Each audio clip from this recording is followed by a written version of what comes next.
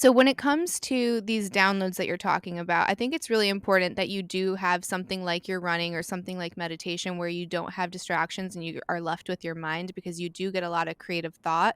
I was reading this, I think it was called The Art of a Happy Life. It was one of those Stoic books, and it was essentially saying that virtue isn't, it's not a noun, it's a doing. So it, in order to develop what they defined as virtue, is you had to go into like this room, and or you could even be running, but you essentially had to be by yourself and quiet and strip away a lot of programming that people put on top of you, whether it's like, I don't know, like you have to get married before you have sex, or like you have to vote this way, otherwise you're a bad person. Whatever, like these cultural narratives or parental narratives are placed upon you, strip all of that away, and then you sit with like, what do I want to do in life, and like what it essentially finding your purpose. Um, so like what I want to be an honest person. I want to be someone that contributes. I want to work with animals, whatever it is. And you go back into life with those three principles, and then you like slowly build upon it. And then that's where you can kind of create your purpose, sense of identity, find your essence. And I just found that to be, I don't know, I just like felt kismet to me, because I've been really trying to focus on that becoming instead of I am, if that makes sense.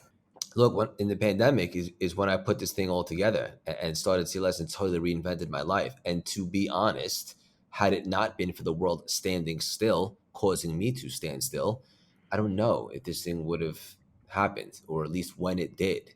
I was go, go, go 100 miles an hour, 400 miles an hour, and I was miserable. And I just didn't take time to reassess or even to consider alternatives. And when I got really quiet is when I was available, and I started getting all these creative divine downloads, Hmm. and it just kept going, boom.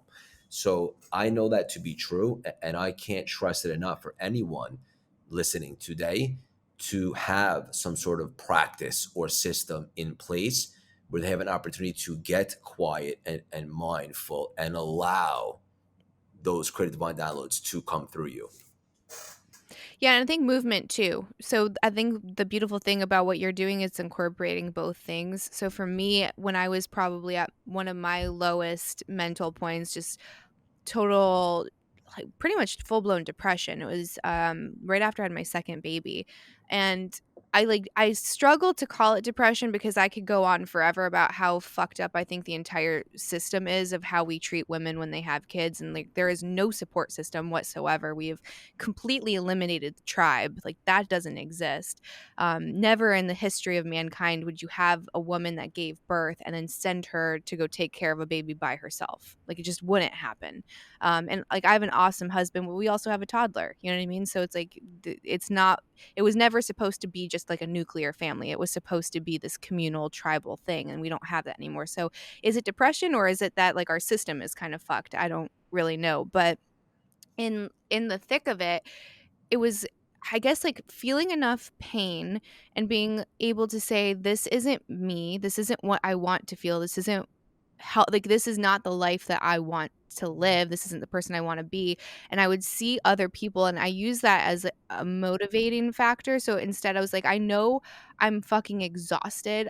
Don't even have enough energy to cook a meal right now, but if I force myself to move, I know I'm going to feel better. And just like trusting that brain chemistry was going to kick in, and those endorphins were going to kick in. And it's really difficult because you'll have everything in your mind telling you not to, right? Like your ego and like your mind can kind of be your own worst enemy, and they can kind of sabotage you, and we have a tendency to self-sabotage. But it's being able to separate yourself from your thoughts and say, no, that's just my thoughts, that's not serving me, and I need to get my ass out of this bed, and I need to fucking move.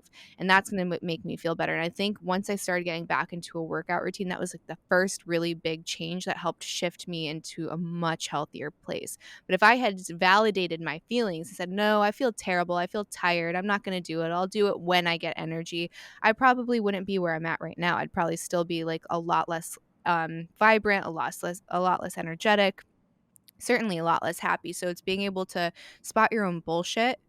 You know what I Mhm. mean? Hell yeah. Love the way Mhm. you worded that, and I agree. Mhm. Yeah, and I think a lot of us aren't moving. If we're honest, it's like, how many steps did you take today? Did you work out, or are you finding excuses? Because if you don't have the energy, it's because you're not moving.